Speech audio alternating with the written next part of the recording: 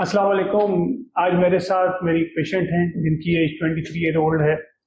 ये मेरे पास प्रेजेंट किया था इन्होंने कमर की दर्द के साथ। तो 6 मंथ बैक इनको जो है कमर में दर्द हुई थी। इन्होंने मल्टीपल जगह से ट्रीटमेंट ली लेकिन इन्हें कोई फायदा नहीं हुआ था। तो फिर मैंने जब इनका एमआरआई कराया तो उसमें इनको प्रोलैप्स इंटरवर्टिब्रल डिस्क थी, यानी L4 L5 पर डिस्क इनकी निकली हुई थी। तो इन्होंने मुझसे जब डिस्कस किया तो मैं यही देखा कि यंग एज के अंदर भी प्रोलैप्स इंटरवर्टिब्रल डिस्क एक कॉमन प्रॉब्लम है। खास तौर पे इसका रिलेशन प्रोफेशन से बहुत डिपेंड करता है। ये एचआर डिपार्टमेंट में होती है, इनका काम 8-10 घंटे बैठना है, सामान चीजें आगे पीछे शिफ्ट करना है, तो ये भी एक पॉसिबल रीजन होती है। दूसरी पॉसिबल रीजन ये भी है कि वीकनेस, जिसमें विटामिन डी की डेफिशिएंसी, मेथिकोबॉल की डेफिशिएंसी, ये भी एक खास रीजन है। जब मेरे पास आई तो मैंने इनको ट्रीटमेंट ऑफर की और अल्हम्दुलिल्लाह इनके 2 से 3 सेशन हुए। अब ये आसानी से अपनी जॉब पे बैठ सकती हैं और अल्हम्दुलिल्लाह आसानी से अपना काम सर अंजाम दे सकती हैं। हाँ, तो जी आप मुझे बताएं, जब आप मेरे पास आई थी तो आपको क्या तकलीफ थी, मुझे बताएं, सारे सुनना चाहते हैं आप। मुझे पहले ये तकलीफ होती थी कि मैं 1 घंटे से ज्यादा काम नहीं कर सकती थी और मुझे उठने बैठने में बहुत ज्यादा तकलीफ होती थी। नमाज मुझसे पढ़ा नहीं जाता था, बैठ के भी इवन मैं नहीं पढ़ सकती थी क्योंकि मेरी कमर में शदीद किस्म का दर्द होता था।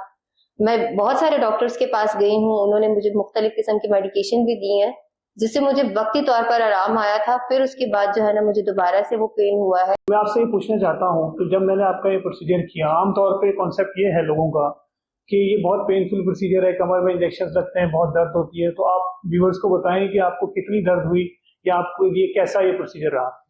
मेरा भी फर्स्ट एक्सपीरियंस था जब मैंने फर्स्ट टाइम मैंने जब पीआरपी अटेम्प्ट किया था तो मैं भी बहुत ज्यादा डरी हुई थी। लेकिन आप यकीन करेंगे इसमें सिर्फ एक आपको प्रिक के ही वो थोड़ा सा पेन होता है कि आपको इंजेक्शन प्रिक का ही वो फील होता है, बाकी आपको ड्यूरिंग प्रोसीजर कोई पेन वगैरह नहीं होता। और जब आपको ओटी में ले जाया जाता है, ऑब्वियस सी बात है, हर कोई बंदा घबरा जाता है, मैं भी घबरा गई थी, बट सिर्फ प्रिक का ही आपको वो फील होता है, इसके अलावा और कोई आपको पेन फील नहीं होता। अच्छा, अक्सर लोग मुझसे पूछते हैं कि पीआरपी के 2 से 3 सेशन के बाद जो है पेशेंट को क्या फीलिंग होती है। तो मैं इसीलिए ये वीडियो भी बनाई है कि अपने पेशेंट से डिस्कस करो, खासतौर पर यंग पेशेंट से, क्योंकि आजकल जो हम फूड या ऐसी चीजें खाते हैं तो यंग पेशेंट में प्रॉब्लम बहुत ज्यादा कॉमन है।